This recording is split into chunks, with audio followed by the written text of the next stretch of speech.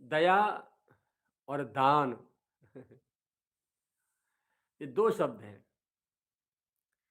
दान तो योग्य पात्र को दिया जाता है, पूजनीय आदरणीय बड़े और योग्य को जो दिया जाए वो दान। और दीनहीन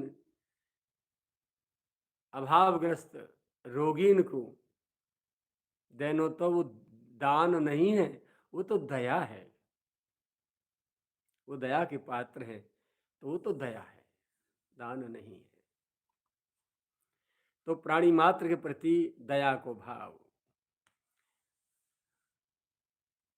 दान और दया दोनों वापस नहीं लिए जाते, बदले की भावना से नहीं दिए जाते।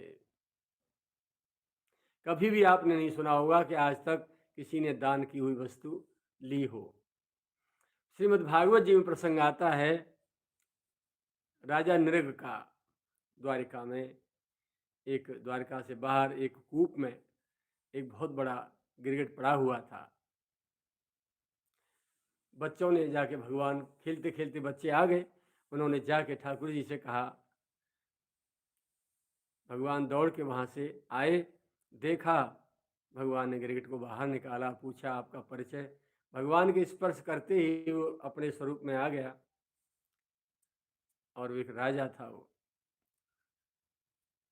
राजा ने हाथ जोड़ प्रार्थना की कि मैंने गौ दान की थी और भूल से वो चरते चरते मेरी गौशाला की गऊओं में फिर आ गई, मिल गई। दैवियों से वो गाय मैंने जिस ब्राह्मण को दान की थी वो ढूंढते ढूंढते ढूंढते ढूंढते कहीं इधर उधर भटक रहा था। तब तक वो गाय, क्योंकि मैं नित्य गौ दान करता था, वो गाय दोबारा फिर दूसरे किसी ब्राह्मण को दान चली गई और दूसरे को दान दे दी। उसको पता चली तो उसने आके मुझे श्राप दे दिया कि महाराज आप तो गिरगिट की तरह रंग बदल रहे हैं, दान की हुई वस्तु को भी दोबारा पुनः से आपने दान किया है, इसलिए आप गिरगिट बन जाइए। उस ब्राह्मण के श्राप से राजा बोले मैं गिरगिट बना हूं। केवल एक ये इतिहास दिखाई देता है। और दूसरा इतिहास है, राजा, क्या कहूं, क्या डिग्री दूं उसको, सहस्रार्जुन,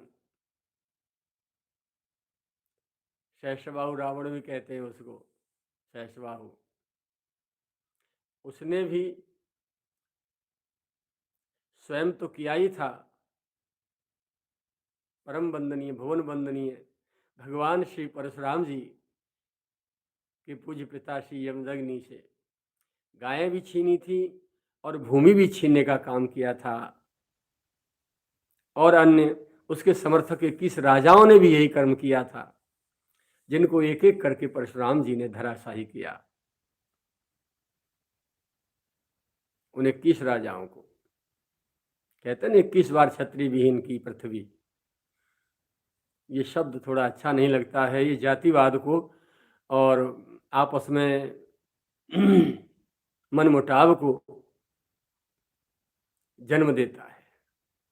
क्षत्रिय विहीन नहीं की, ऐसे 21 आतताई क्षत्रियों का, राजाओं का विनाश किया, जिन्होंने दान की हुई भूमि ऋषियों से, संतों से, ब्राह्मणों से पुनः छीन करके अपने अधिकार में ले ली थी।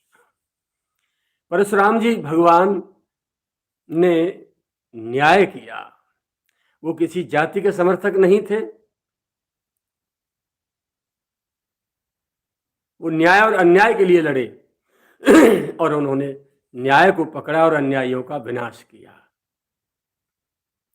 भगवान के किसी भी अवतार को जाति से बांधना और बांध कर जातिवाद से उनके नाम पे कुछ समाज में तांडव मचाना, ये मूर्खता है। यानी उनके प्रति जिनके नाम पर हम ये कर रहे हैं, ये बहुत बड़ा, क्या कहूं, धोखा कहूं या अश्रद्धा कहूं या असमर्पण कहूं। जो सर्वव्यापक हैं, परमात्मा अनेकों रूप लेते हैं। 24 अवतारों की बात कही जाती है, क्या 24 अवतार हुए भगवान के सृष्टि में? अब तक असंख्यों अवतार हुए हैं, निरंतर होते रहते हैं। यदा यदा हि धर्मस्य ग्लानिर्भवति भारत अभ्युत्थानम धर्मस्य तदात्मानं सृजाम्य हम, मैं अपनी आत्माओं का सृजन करता रहता हूं। तो भगवान के अवतार होते रहते हैं, तो किसी भी अवतार को किसी जाति से नहीं बांधा जा सकता। यदि बांध दिया तो अन्य जाति के लोगों के उनके प्रति घृणा और अश्रद्धा हो जाएगी। तो भगवान के प्रति अन्य जाति के लोगों के चित्त में अश्रद्धा और घृणा पैदा करने के दोष में, उस अपराध में करोड़ों कल्पों तक नरकों की यातना भोगनी पड़ेगी। सर्वपूज्य हैं, सर्वमान्य हैं भगवान के सभी अवतार, वो किसी जाति से नहीं बांधे जा सकते। अब क्षत्रिय लोग कहें कि राम जी तो हमारे हैं सूर्यवंशी, यदुवंशी कहें कि कन्हैया जी हमारे हैं, तुम्हारे हैं ही नहीं, किसी के नहीं है। यदि एक किसी जाति के विशेष के हैं तो दूसरे लोग तो उनकी पूजा भी नहीं कर सकते, क्यों करेंगे? यदि परशुराम जी केवल ब्राह्मणों के हैं तो दूसरे जाति वाले लोग क्यों पूजा करेंगे, क्यों मानेंगे? नहीं, ऐसा नहीं। भगवान तो अधर्म और अन्याय का विनाश करने के लिए प्रकट होते हैं, वो किसी जाति विशेष का उत्थान करने के लिए नहीं। मानवता जब डूबती है, मानवता का सूर्य जब अस्त होता है और मानव जब दानव बनने लगता है, तो उसका उद्धार करने के लिए, उसे सुधार करने के लिए भगवान अवतार लेते आए हैं, लेते रहेंगे, आज भी ले रहे हैं। तो भगवान का कोई भी स्वरूप, कोई भी अवतार किसी जाति विशेष का नहीं है। उनके तो सभी जीव हैं। सम्मम प्रिय सम्मम उपजाए और सबते अधिक मनुज मोय भाई।